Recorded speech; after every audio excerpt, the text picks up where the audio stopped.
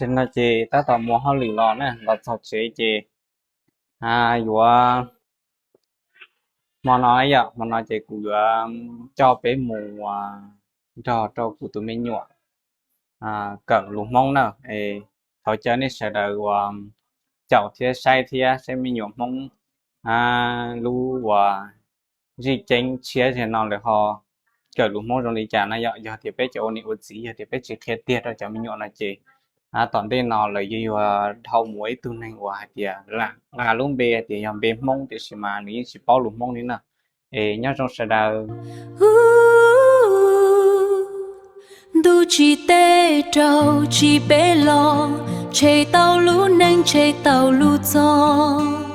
giờ tàu kê để mu cho khó tư